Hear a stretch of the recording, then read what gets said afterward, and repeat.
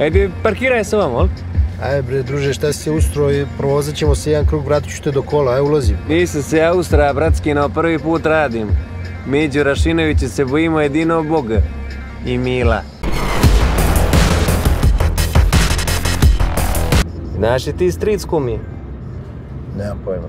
Vlado Georgijev, on vam je svima stric. Knez. Kada meni voli. Stric mi je Vasilije Đurašinović. Vajo. Što je, nije ti Bosanac to reka? Pa nije mi rekao, brate. Nije. Čekaj bre, druže. Pa šta se ti jebavaš ovde sa mnom kad možda me kupiš sve sa gaćama, a? Ne bavim se ja s tobom, brate, noću da pokrene nešto svoje, razumiješ, da imam neke svoje ljude.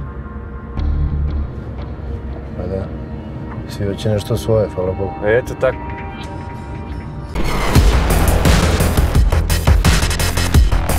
Astrik, kakvi su Italijani, imaju stila, brate, ludil. Ne možeš po auto. Hoće? Odmah ovoga sekunda idi po auto. Hoću, evo.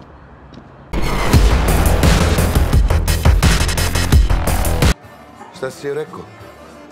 Šta si joj rekao? Čuješ šta te pitam, šta si joj rekao, pizdali ti materina bezobrazna? Što je, ti si ka nervoza nešto, jel? Reka se, hvala za piće, vidimo se poslije i to je to. Stvarno je samo... Ti ćuti. Pušti se malo, dete.